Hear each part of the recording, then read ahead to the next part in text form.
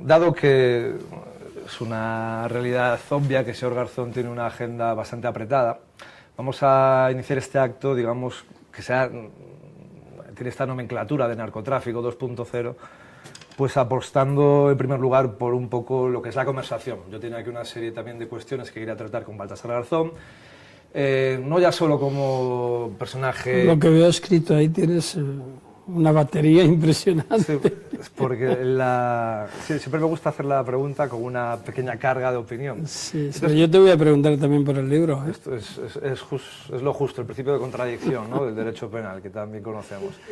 Entonces, en este planteamiento, el señor Garzón no solo es importante porque ha sido un personaje fundamental en la historia del narcotráfico gallego, sino porque es citado en el libro, afortunadamente de manera séptica, en un par de ocasiones, y lo cierto es que llevamos una gira literaria realmente intensa por Galicia, por Barcelona. El libro está funcionando muy bien, hemos terminado ya la primera edición, vamos a sacar ya la segunda. Entonces, tampoco es un secreto que en este acto iba a estar Nacho Carretero, el cual, como reportero, solicita disculpas y se debe a los que le pagan, ¿no?, al país. Entonces, Nacho Carretero no está hoy allí finalmente presente porque se ha ido por el Estado, concretamente a Algeciras y a Vigo, a responder a una pregunta que yo ya voy a iniciar, digamos, la conversación con esta, trasladándosela a usted. Nacho Carretero está respondiendo para el país si el Estado español es un narcoestado. Yo tengo muy clara la respuesta. Me gustaría saber la opinión al respecto de señor Garzón. Bueno, José Manuel, gracias a ti por haber escrito la novela. Es decir, no se puede comparar España con una Sicilia de los años 80, no se puede comparar España con México o la lucha de los cárteles mexicanos, tampoco con Colombia u otros puntos del globo, ya sea en Latinoamérica, ya sea en Afganistán, con los opiáceos, con la heroína, ya sea en Turquía o en África y demás. Es decir, no es un narcoestado. Lo único que ocurre es que sí hay una incidencia del crimen organizado y que cuando el Estado olvida su necesidad de combatir los fenómenos criminales, puede ocurrir que en determinados puntos se gangrene la situación si no se acude rápidamente con medidas mucho más omnicomprensivas que la simple represión. Yo ahí estoy de acuerdo con usted y a veces me pregunto incluso de qué forma el propio relato periodístico alimenta la realidad, ¿no? Quiero decir, hasta qué punto el propio fenómeno noticioso implica que al final se dé una realidad que no sea tal. Manuel, yo creo que es que vende la noticia que se refiere a las aprehensiones de sustancias. Es decir, se ha intervenido un barco con 20 toneladas de hachís. Se ha intervenido un barco con 2.000 kilos de cocaína. Y ya no hay más noticias. Es decir, no hay noticias sobre el mundo de las adicciones, por ejemplo. Ya no es noticia. Si tú observas, durante un tiempo en los años 90, había programas en las radios que se dedicaban específicamente a esto, había una concienciación muy clara con organizaciones. Hoy día es dificilísimo que encuentres noticias sobre este tema. ¿Por qué? Porque, comillas, no vende. Y las propias organizaciones que atienden a quienes siguen siendo adictos, porque el problema, sea la droga legal o sea ilegal, la adicción siempre produce las mismas consecuencias y tiene que ser atendido. No se le presta atención. El fenómeno de la educación, no hay una atención específica sobre lo nocivo de los consumos. Es decir, hay una desatención de cuestiones básicas y una sobreexposición de acciones que a veces son tratadas como con tinte espectacular o cinematográfico, ¿no? Entonces, eso es muy peligroso. Eso es peligroso. De hecho, usted ahora mismo ha tocado bastantes palos sobre quiero luego hacer preguntas concretas, porque En esta dinámica inicial ya he presentado muchos de las aristas que tiene la cuestión del narcotráfico, de la narcocultura. Bueno, de alguna forma es lo que tú planteas en esta novela.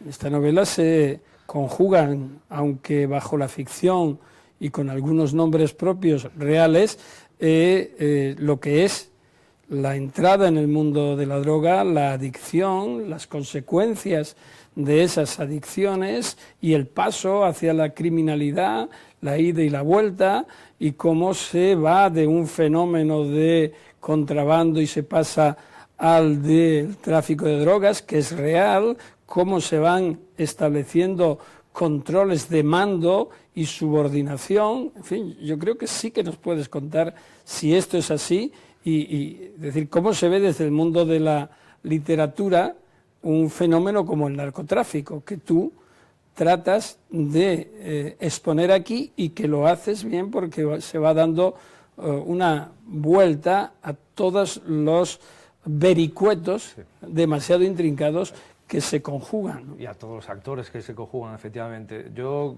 cuando he tenido que hablar de esta novela, en el sentido de lo que aportaba a nivel, digamos, novedoso, por qué La Marea Roja era una lectura diferente, realmente yo cuando decido meterme en una novela sobre narcotráfico, que a mí me interesaba en primer lugar la narcocultura, que es donde, digamos, se arraiga la primera parte.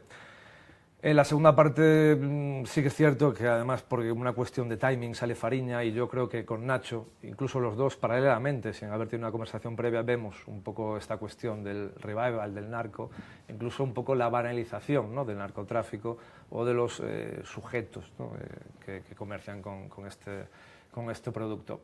Y yo lo que siempre digo es que la novela, al contrario de muchas otras, aunque sobre el narcotráfico gallego hay dos novelas, digamos, está la de Narcos de Regosa, escrito en gallego, 2001, editada por Xerais, no tan conocida, y luego hay una aproximación de Manuel Rivas, se llama Todo Silencio, 2007, muy lírica, como escribe él, muy bien, pero que plantea siempre de nuevo la lucha entre esa dicotomía entre el bien y el mal, entre la luz y la oscuridad, entre el chico que crece en el mismo pueblo, siendo amigos desde pequeños del narco, uno se hace policía, otro se hace narcotraficante y al final, para redondear el cliché, en este caso, digamos, hacerlo triángulo, existe un amor común.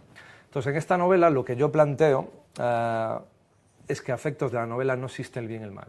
Es un mundo en el cual los personajes responden a su propia dialéctica y solo existe lo correcto y lo equivocado.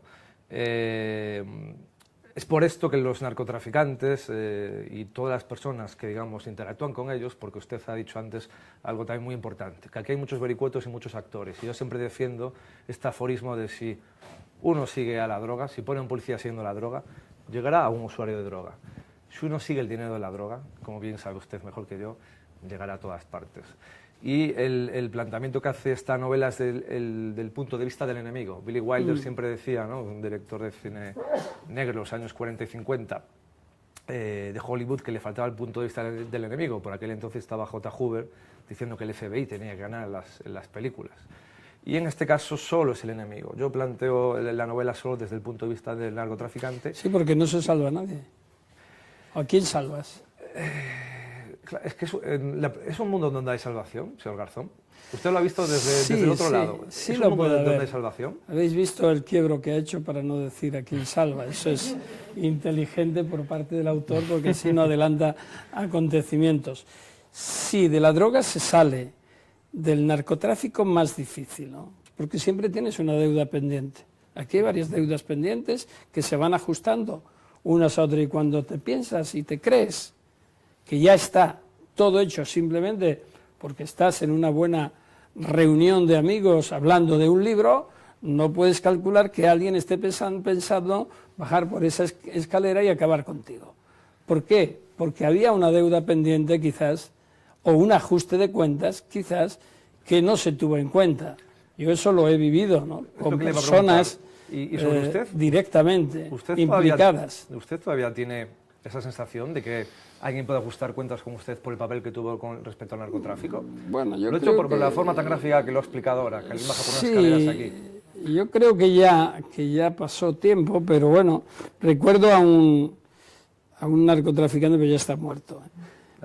Se murió él antes que yo.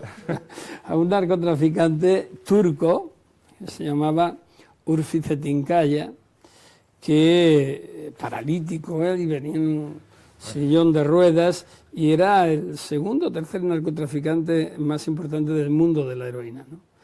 Y en el año 92 fue detenido y llevé yo el caso. Y el tipo, después ocurrieron muchas cosas, ¿no? Y la sala, antes de juzgarlo, creo que cometió un error, pero bueno, lo puso en libertad con una fianza que tardó 5 minutos en constituir, ¿no? Y se marchó. Se fue. Gran fianza, entiendo, se fue. Eran 20 millones de pesetas de aquel entonces, ¿no? Y se fue. Se fue y después tuvimos que buscarlo. Claro. Finalmente lo encontramos y mandamos todo lo que habíamos acumulado aquí para que se le juzgara en Turquía, ¿no? Entre la fiscal del caso, que era Dolores Delgado, y yo mismo. Finalmente el tipo siguió comerciando y seguía metiendo heroína en España. Y tomó la costumbre, una decía que tenía que acabar conmigo, y dos, mandaba cada lijo de heroína que mandaba, los que llegaran a su destino, no lo sabíamos, pero los que interceptaba la policía, ponía: esto es mejor para la salud que Baltasar Garzón. O sea, bueno, era obviamente una amenaza permanente, ¿no? Pero bueno, eso lo sabes, una vez que te dedicas a esto, lo sabes. Pero, como decía antes, salir de las tramas criminales es muy difícil. De una u otra forma, o te enganchan en ajustes de cuenta, o la justicia te busca. Es un poco lo que refleja el libro, y usted lo ha explicado muy bien. La eterna cuenta pendiente, ¿no? Y también cómo es tan difícil que no volverte la persona que los demás esperan o creen que eres. Y en el mundo criminal es como el un nombre juego es el nombre también, ¿verdad? de apariencias, ¿no? Efectivamente. No puedes desvelarte. Lo grave o lo importante que refleja bien el libro, y que es histórico y sigue siendo ahora mismo actual, es cuando el narcotráfico y sus patrones toman conciencia de que le están ganando la partida al Estado. Eso es un punto de inflexión clave, ¿no? Si analizas los fenómenos en otros países, lo vemos con claridad. Es decir, cuando en Bolivia los narcos podían pagar la deuda externa del Estado boliviano, si les daban cobertura e impunidad, te puedes dar una idea de lo que mueve el narcotráfico. Las prebendas que eso claro, origina, claro. Si lo haces en otros países, cuando el poder de las mafias y de los cárteles también pueden alterar el sistema económico de ese país, también te da idea de la importancia que tienen esos hechos. Por tanto, combatir los mismos es muy difícil. Y cuando ellos son conscientes de ese poder, normalmente porque el Estado ha renunciado a perseguirlos, toman posiciones en las que se sienten seguros y se produce la inversión del orden natural de las cosas. Es decir, de un narcoestado, entonces. Claro, es decir, cuando la ciudadanía, los hombres y mujeres de un lugar, tornan la preocupación en miedo, y el miedo en terror a que si dicen o hacen algo pueden sufrir consecuencias. Y ahí tienes las técnicas mafiosas de tomar posesión y posición en los comercios, en los restaurantes, en las discotecas. Es decir, ¿quién manda? Manda el que tiene el poder económico con el flujo de beneficios del narcotráfico. Y además, si se pasa el límite, te arriesgas a que en una mera discusión te peguen 2 tiros, ¿no? Ese es lo grave. Eso es lo que quizás se evitó en Galicia, en el principio de los años 90. Me ha citado entonces usted, evidentemente, la Operación Nécora. Hay un pasaje en el libro, el capítulo 13, donde los personajes están en Ibiza, junio de 1990, usted ya sabe perfectamente lo que pasó entonces. Sí. Desde luego, no le voy a preguntar otra vez por revisionar aquella historia. Intentaré hacerle una pregunta al 50% al menos original. ¿Cuál es la crítica más injusta que cree usted que recibió la Operación Nécora y cuál también es el elogio más injusto que recibió la Operación Nécora. Porque es cierto que opinión Mira, sobre el elogio es decir que con eso se había acabado con el narcotráfico y que uno era una especie de superhéroe, ¿no? De Marvel.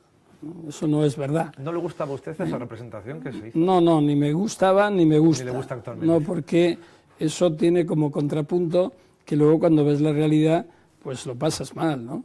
Es decir, no es real. Y la otra era la crítica más injusta, Sí. pues minusvalorar lo que se hizo. A tiempo pasado es muy fácil la crítica y sobre todo cuando la crítica es inconsistente. Lo que ocurrió en ese momento en España es que se confundieron los objetivos de algunos, que se convirtieron en atacar al juez en vez de defender el trabajo que se estaba haciendo. Pero eso es muy normal en España, tenemos ese defecto, tenemos algunas virtudes, pero los españoles somos cainitas especialmente, ¿no? Y a quien hace algo, pues se le trata de decapitar. Primero te queman en la hoguera y luego te ponen calles y demás, pero sí, tienes que pasar por la humillación.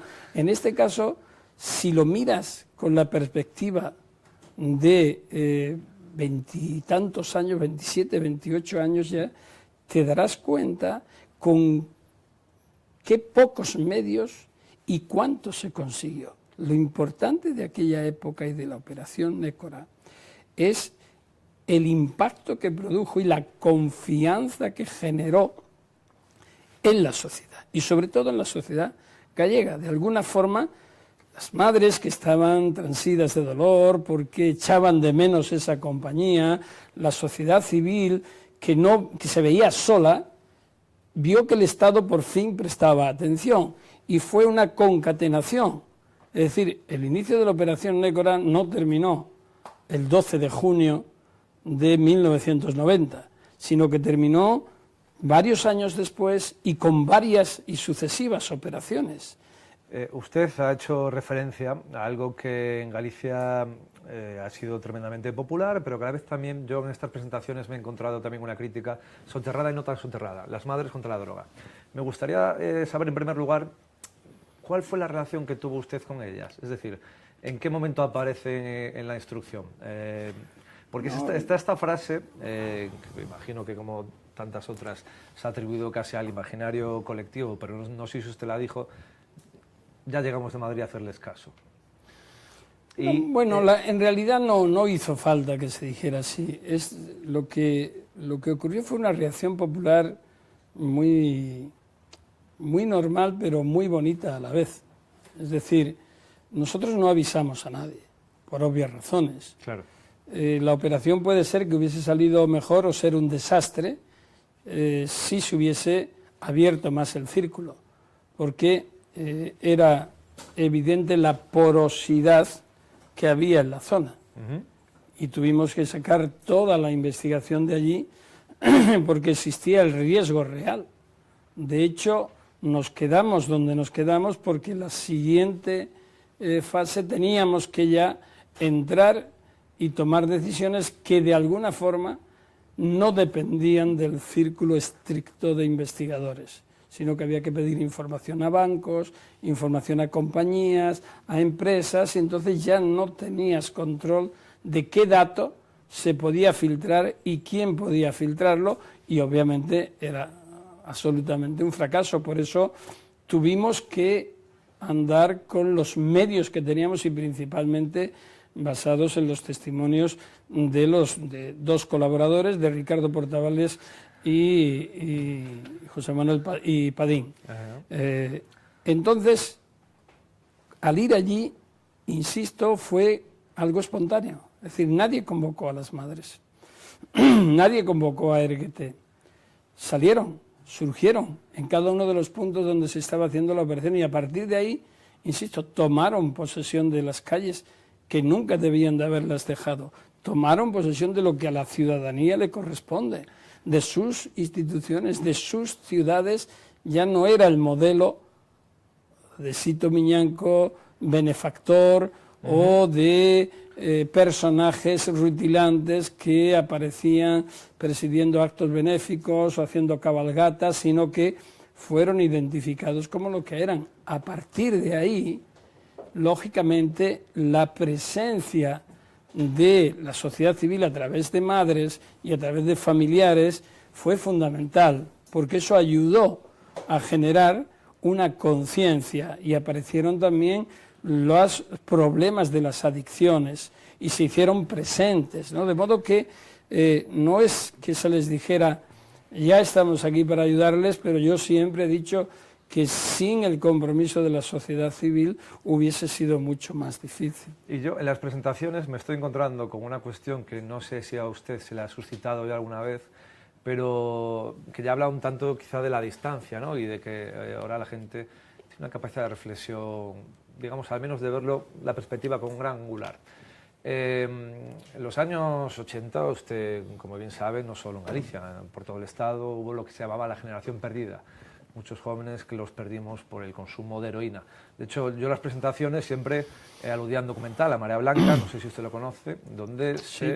se recoge la foto del equipo de fútbol que ganó las fiestas del pueblo de Vilanova de Arousa, Charlines, en el año 82, y se sigue la vida de los chicos en los años inmediatamente posteriores y se ve que -2 todos mueren y mueren por consumo de heroína. Entonces, lo que nos estamos encontrando en las presentaciones es que hay varios comentarios elogiando, por supuesto, digamos, la labor de denuncia de las madres, que de alguna forma también inventaron los scratches, ¿no?, en el Estado, pero me encuentro también con algunas personas que dicen, sí, pero también equivocaron de alguna forma la mirilla, porque la heroína no era el objeto del narcotráfico por parte de los grandes capos gallegos. ¿Usted con ellas, o todo su contingente de investigación, el seno de la operación Nécora, fueron conscientes de esta disociación? ¿Cómo se trabajaba por aquel entonces? Porque lo cierto es que la heroína seguía en manos de determinados clanes. Es que hay, ya, pero es que hay un desenfoque ahí. Es un desenfoque porque la heroína y el tráfico de heroína se estaba investigando en España. En el año 1989-90 yo procesé a 14 organizaciones de tráfico de heroína que operaban en todo el territorio español, con más de 30 y tantos altos responsables turcos, españoles y de otros ámbitos de redes. Fue la operación más grande contra el narcotráfico de heroína. Por tanto, la Audiencia Nacional tenía competencia y sigue teniendo competencia cuando se trata de crimen organizado, sí, por supuesto. No cuando se trata de hechos concretos o mediano y pequeño tráfico en los lugares. Lo que ocurría en Galicia es que la incidencia de la heroína, como en otras partes del Estado, era muy grande y era devastadora, pero las redes no eran, ni siquiera estaban radicadas normalmente en zonas, sino que puntualmente se iban allí. Es decir, no hubo detención de grandes capos de la heroína en Galicia, pero entre las grandes organizaciones que yo procesé y que se juzgaron en la Audiencia Nacional, había las que suministraban la heroína también a Galicia, a Barcelona, a Andalucía, a Madrid, etc. Es decir, sí hubo una acción, pero lo importante de las madres, de los familiares y demás, es que comprendieron perfectamente que la atención del Estado frente al fenómeno del narcotráfico, aunque fuese cocaína, conllevaba una presencia más activa, un revulsivo para todo lo que era la lucha contra el narcotráfico en Galicia. Si tomas en cuenta el año pasado, en ese rebrote de los consumos de opiáceos y vinculados a la heroína, en Estados Unidos ha habido 57.000 muertos como consecuencia del consumo de heroína. Sí. Nadie pensaba que podía volverse de nuevo a esa situación y, sin embargo, es el principal problema por encima de la cocaína que existe en Estados Unidos. Aquí todavía no se ha producido ese impacto, pero estamos en riesgo. Si me permite, se ha explicado como si fuese una deriva de que la sociedad norteamericana, estadounidense en este caso, está profundamente medicada. No sé si usted ha escuchado esta teoría, y que una vez que se ha intentado restringir el consumo de ansiolíticos y opiáceos sintéticos mucho más benignos que la heroína, la gente ha tirado a por la heroína. Lo que se ha producido es una perfección del consumo, es decir, ya no se ve tanto la persona que se ve en The Wire, por decirte, la serie The Wire, picándose en los barrios desastrosos de las ciudades, ¿no? Sino fumar es más, digamos, más snuff, ¿no? El consumo de la propia heroína. La narcocultura en ese caso también evoluciona, ¿no? Bueno, hay un riesgo... Que la vía intravenosa realmente era la que más degeneraba. Hay un riesgo ahora también que es, y tú creo que lo decías, no creo, lo has dicho al principio, ¿no? La banalización.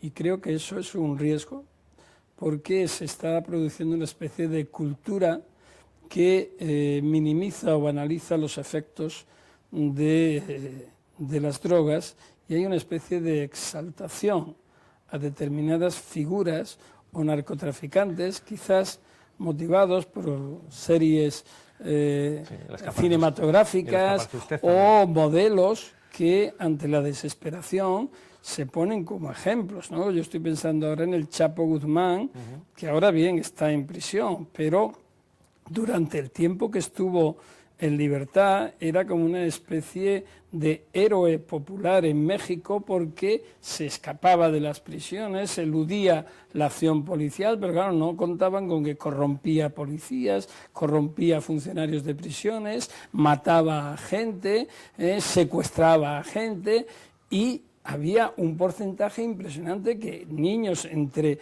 12 y 17 años decían que su modelo era el Chapo Guzmán. Es decir, ¿qué estamos haciendo? Militarizando la persecución del narcotráfico y desatendiendo la educación de otros modelos, de una educación en libertad donde el consumo pueda estar controlado y no sea a causa de una degradación de la sociedad. Me la deja usted a bote pronto. ¿Qué le parece el nuevo fenómeno pop de los narcos?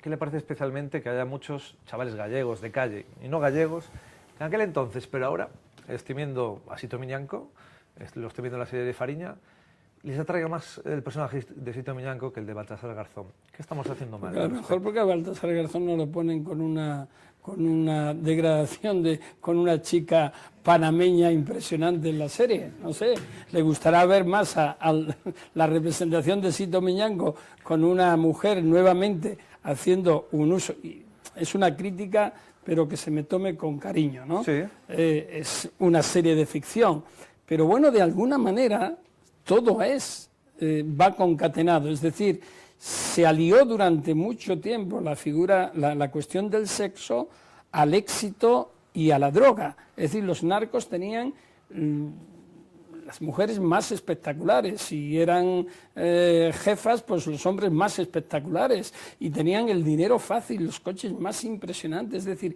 era un modelo, una ejemplificación de lo que se podía conseguir con poco esfuerzo. Pero claro, no se contrarresta, porque normalmente no es noticia, las consecuencias negativas de esa deriva. Eso es lo que quizás Fariña no ha profundizado. ¿Usted la ha visto? ¿Usted ha visto Fariña? He visto algunos capítulos, pero como por viajes no pude verlos todos seguidos, pues esperaré a que pueda verlos todos seguidos. Por lo tanto, si me vas a preguntar sobre la última parte, que es donde mi representante sale, te digo que no lo he visto. ¿Es la primera vez que hace una representación de usted? ¿O ya no, hubo otra más. Hizo una Miguel Bosé. En Tacones Lejanos. Esto es un giro shakespeariano, ¿sí? En Tacones Lejanos. En Tacones Lejanos. Sí, porque me acuerdo que fue Pedro Almodóvar. Yo estaba en la Audiencia Nacional y me pidió verme Pedro Almodóvar, y yo lo recibí encantado. Además es amigo, ¿no? Desde entonces comenzó una buena amistad, y estaba entonces preparando la serie de Tacones Lejanos que protagonizó Miguel Bosé, y era un juez.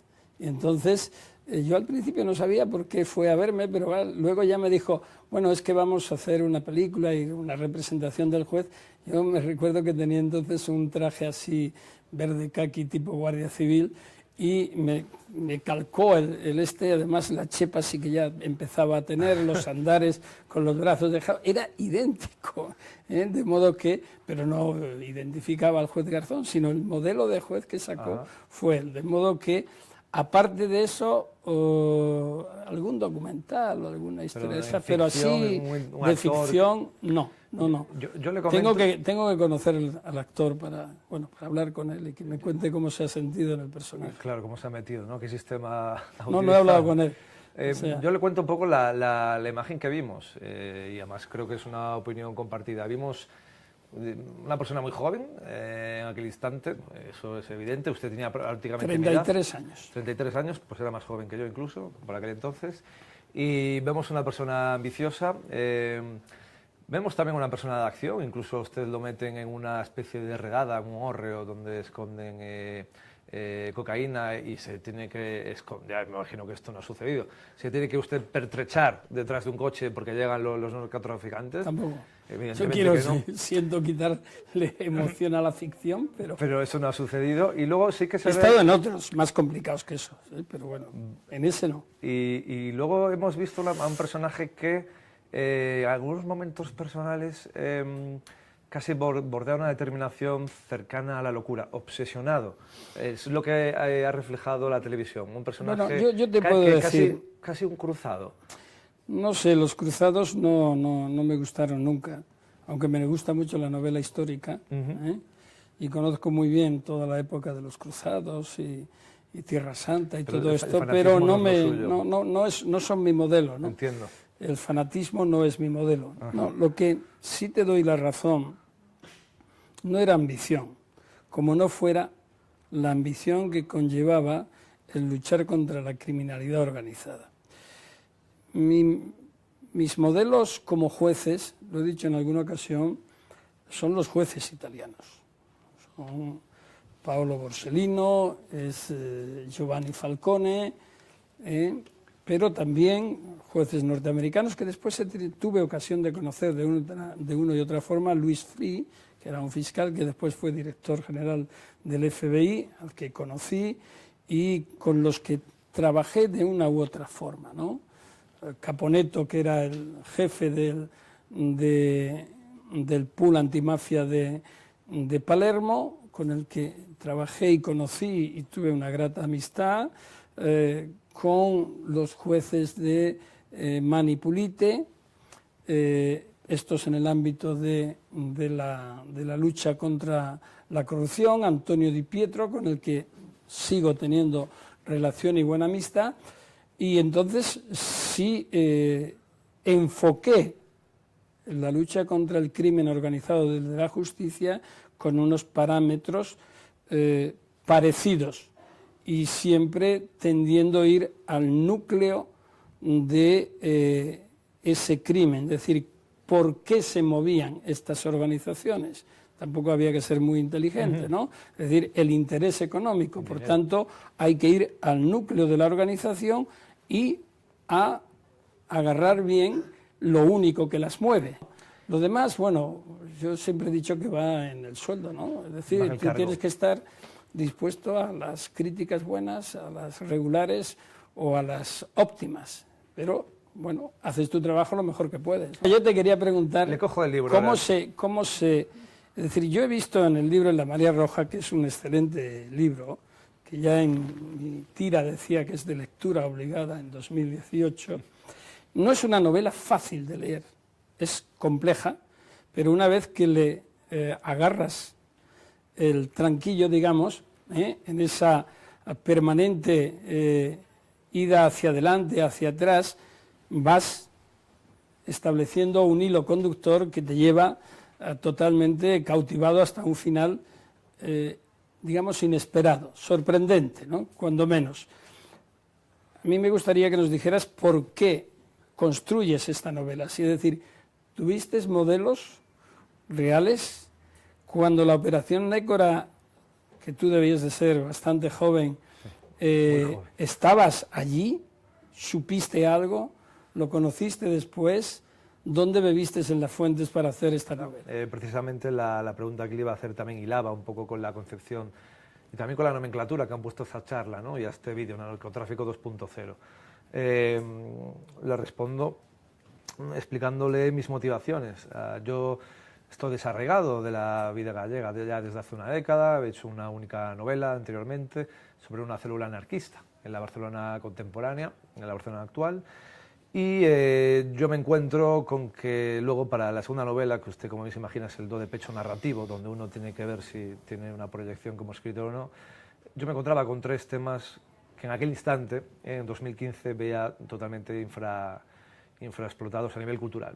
Uno es el tema que luego ocupó enseguida Patria, de toda la cuestión vasca, y aparte tampoco era un tema que digamos de mis preferidos, pero yo entendía que había una carencia ahí narrativa. El segundo tema siempre fue, y es un sueño enquistado que lo sacaré por ahí, la apasionante Barcelona de inicios del siglo pasado, desde la Semana Trágica, 1909, hasta la dictadura de Primo de Rivera, 1923, incluso hasta la victoria fascista en la Guerra Civil.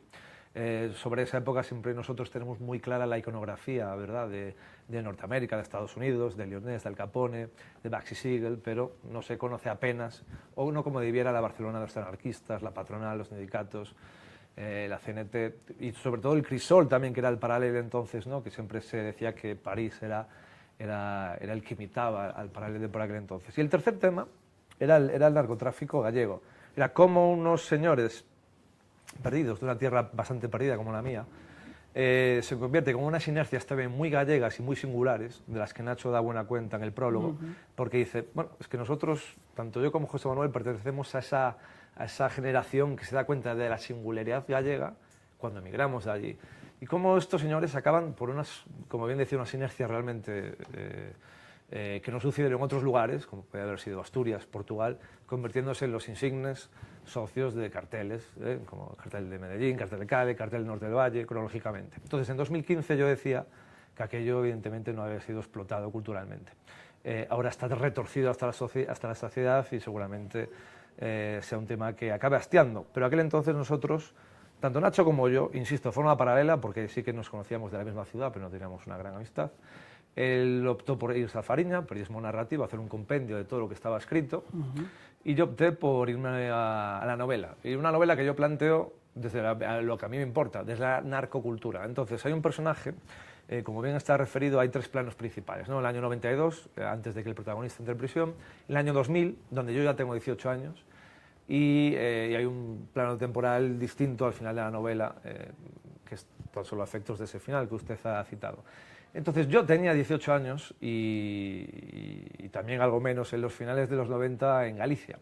Sí que es cierto que sobre la Operación Nécora yo tengo un recuerdo a nivel, digamos, fotográfico en el telediario, pero no, ni mucho menos capto la trascendencia social del fenómeno. En cambio, yo crezco en la narcocultura de una ciudad, Coruña, aquel entonces, que es una ciudad bastante polarizada, pero tiene una mitad muy dura. Las ciudades por aquel entonces, las ciudades gallegas, Vigo especialmente, Ferrol, La Coruña, insisto, pues una ciudad muy polarizada, tenían una narcocultura y una calle dura. Y entonces yo me sirvo del protagonista secundario de Hugo Piñeiro, el primo, que en aquel entonces tenía la misma edad que yo, para plantear esta temática desde la narcocultura, porque siempre se habla de los grandes traficantes, ¿no?, pero no se habla del consumidor. No se habla de todo lo que se genera alrededor de la droga como fenómeno social en la adolescencia. Y yo eso lo viví muy de cerca. Entonces me parecía tremendamente interesante abordarlo desde ahí, sobre todo desde una perspectiva no moralista. Llevar al lector allí, a la lectora, y que cada uno es suficientemente listo, lista para sacar sus propias conclusiones. ¿Qué sucede? Yo escribo febrilmente, ¿no?, esta novela en el mes de agosto de 2016. Aquí viene el giro gracioso, yo le llamo Fariña. Y a los 2 meses me llega el libro de Fariña, que yo leo Nacho Carretero. Bueno, yo he dado muchas vueltas en la vida, por el nombre no lo recordaba, abro la solapa y veo que efectivamente es una persona que he conocido. Entonces, cuando llega el libro de Nacho Carretero, muy lejos de estar secuestrado, que luego me ha preguntado, que le pregunté a usted por esto, me ha sugerido, muy lejos de que haya una serie, muy lejos de que haya este fenómeno pop del narco, muy lejos de que Sito Piñáncora se convierta en un icono consumido por las masas y sobre el cual yo veo camisetas en Barcelona. Yo veo que puede venir esa ola, entonces lo que hago es en la segunda parte irme a lo que no me interesaba tanto, que eran los buques nodrizas, las descargas, las planeadoras, meto un par de personajes colombianos, pero a mí me interesaba hacer una novela cerradita sobre lo que es conditio sine qua non para el narcotráfico, que haya narcocultura. Y por ahí entonces nosotros en Galicia siempre tenemos el debate sobre si el narcotráfico tan ingente que sufrimos también promovió una narcocultura particular. Y eso es lo que refleja el libro y eso es por donde yo quiero tirar. Claro, lo que sucede cuando usted me comenta la Operación Nécoras, eres muy pequeño, pero la Operación Nécoras quizá, se lo dejo a su consideración, tras toda la cuestión del 11M, la operación judicial sobre la que más se ha escrito. Para mí fue tremendamente fácil encontrar documentación al respecto. Sí, quizás sí, porque era una época en la que, insisto, nunca se había hecho algo similar. Nunca se había tratado. Fíjate que la primera vez que aparece la expresión crimen organizado en un programa electoral, ¿tú sabes cuándo fue? En 1993, en el programa del Partido Socialista, y porque lo introdujimos tanto yo como Ventura Pérez Mariño, que nos presentamos como independientes en las listas del Partido Socialista. Se negaba, pero es que la Operación Nécora tuvo sus dificultades dentro de la propia policía y del Ministerio del Interior.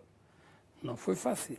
Las altas estructuras del Ministerio del Interior no querían que se hiciera. ¿Por qué? Pues porque decían que no existían esas organizaciones. ¿Por desconocimiento? Que no existían. Negación, ponle el adjetivo que te dé la gana. Pero se negaba el hecho. Entonces decían, no, eso no es así, no es tal como se presenta, es muy fraccionado, no es verdad, eso acabó con el contrabando. Bueno, y lo que veíamos, insisto, con el material tan precario que inicialmente teníamos, que eso era real. Pero es que simultáneamente estábamos ya investigando otras derivaciones, las colombianas, de la Operación Nécora. Es decir, mientras que se hace la Operación Nécora, la detención de los máximos responsables de las principales organizaciones, estábamos ya con otras investigaciones simultáneas en las que personajes como Alfredo Cordero y otros estaban vinculados a algunos de los que ya estaban a punto de ser detenidos o habían sido detenidos. Sito Miñanco se escapa de la primera y sigue su acción y luego lo detenemos con 1.700 kilos de cocaína en Madrid, en Pozuelo de Alarcón, él y una nave en las afueras de Madrid. Bueno, cuando llega ante mí, no sé si eso lo refleja Fariña, probablemente no, porque no creo que hayan tenido... La famosa frase de por fin me habéis trincado. No la famosa frase de cuando llega a mi despacho me dice que él es narcotraficante por mi culpa.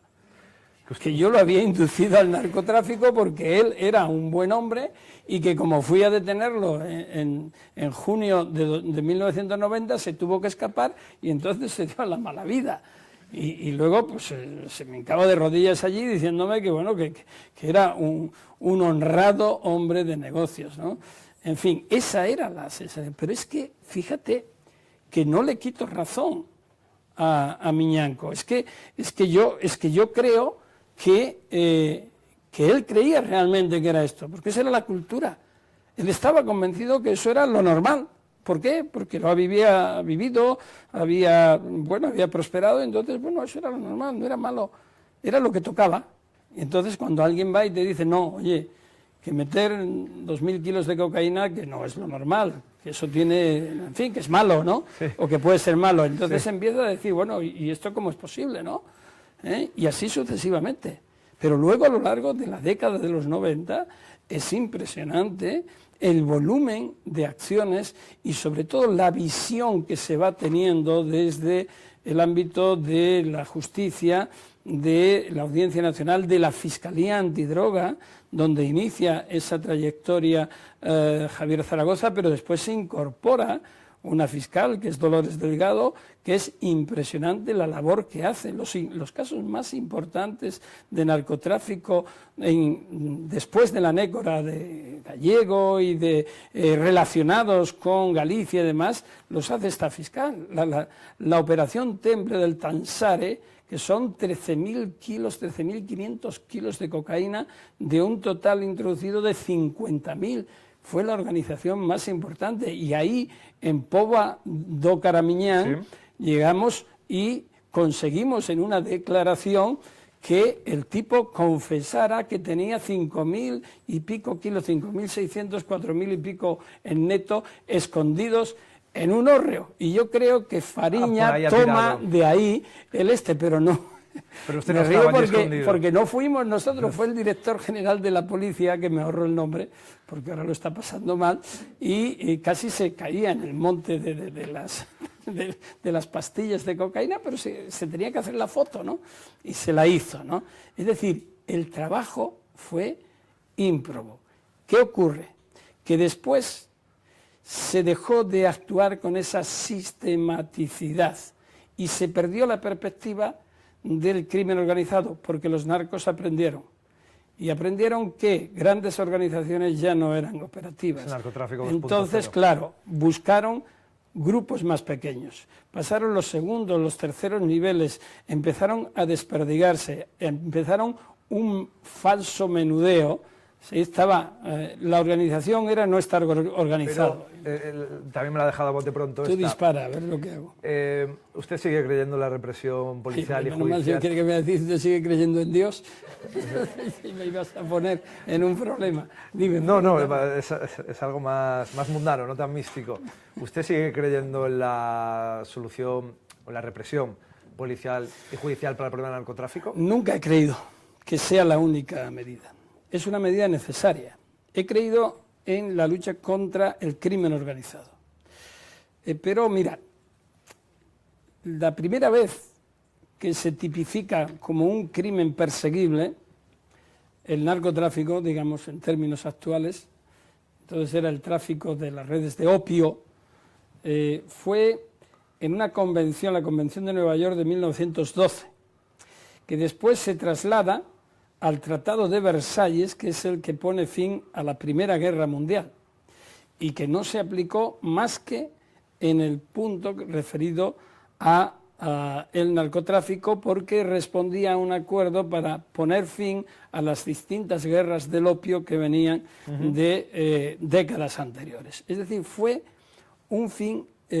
una decisión estrictamente comercial del control de las vías de suministro y distribución del opio en Extremo Oriente, entre Estados Unidos, entre China, entre Gran Bretaña. Es decir, se tuvo poco en cuenta el daño que podía producir,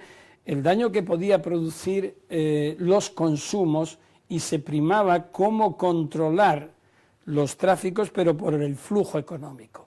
Quiero decirte con esto que fue una creación instrumental. Un ejemplo, en Colombia hoy día es más rentable el tráfico de recursos naturales, mineros, que el de cocaína. Eso se sabe poco, es decir, han cambiado. Sin embargo, se sigue invirtiendo para la represión del narcotráfico ingentes cantidades y no tanto para la persecución del tráfico o del aprovechamiento ilegítimo de recursos naturales. Entonces uno se pregunta ¿por qué? Porque a lo mejor interesa que esta segunda parte no sea tan perceptible o no se le preste tanta atención, porque hay unos intereses económicos mucho más importantes. Yo siempre he defendido que tiene que haber una despenalización selectiva de determinados consumos, consumos de drogas, y una atención de minimización o reducción del daño. Y ya que el consumo es algo que no se va a poder acabar, y las adicciones tampoco, tratemos además médicamente de forma que se trate como personas a quienes están padeciendo y no como responsables. Estos días a mí me están preguntando, oye, ¿por qué no ganamos al narcotráfico? Es evidente que ¿por qué? Es una respuesta gigantesca, desenfoca el Ya, resultado. lo que ocurre es que ganar al narcotráfico significa Que la gente no vaya a hacer consumir. una autorreflexión muy importante y hay muchos intereses en juego, ¿no? Hay esfuerzos, todo el empleo de cultivos alternativos. Yo me acuerdo que Naciones Unidas, cuando en el año 93 yo propuse una despenalización y el suministro gratuito de sustancias, bueno, por una parte casi me cuelgan algunos, pero por otra parte vinieron a verme varios embajadores diciendo, bueno, ¿cómo es la política? ¿Es la nueva política del gobierno español? Digo, no, es política particular. es un avance que yo he hecho porque después me llamaron un poco al orden, pero me da igual, ¿no? Entonces lo que hacía era una reflexión y alguien me dijo algo muy interesante. Dice, mire, estoy de acuerdo con usted y estoy de acuerdo con el tema de los cultivos alternativos. Era de Marruecos, y en relación a las plantaciones de hachís en el Rif, ¿no? Y me dijo, oh, bueno, pero nos dicen que cambiamos a café, pero que nos compren el café. Milton Friedman, que seguramente ni usted ni yo comulgamos con él tiene una tesis también que lo que dice es que hay mucha gente en la administración del Estado viviendo de la prohibición. ¿A usted le parece que eso es un factor clave también? Bueno, ¿Dónde irían destinados todos estos recursos? Lo he dicho todos estos antes, policías? de todo el programa de Naciones Unidas contra el narcotráfico es de tal envergadura que es imposible desactivarlo. Yo me acuerdo que el representante del PNUFIT en su día en Viena, en el año 2000, me decía a mí, el máximo responsable de drogas en Naciones Unidas, dice, ¿cómo vamos a hacer para acabar con los silos de heroína en la frontera de Afganistán, Tayikistán y demás? Tenían fotos aéreas, tenían todo. Unos años después, 2 años después, se invade Afganistán y hasta desde 2001 hasta 2008 ni los británicos ni los americanos se dieron cuenta que los talibanes se financiaban con heroína y no se podía tocar nada del tráfico de heroína. Es decir, fueron conscientes de que estaba allí. Y sin embargo, no, a partir de 2008 dijeron, parece ser que se financian con tráfico de heroína. Hombre, es muy grave, ¿no? Entonces, ¿qué hay ahí? Bueno, pues hay una superestructura que es muy difícil de erradicarla.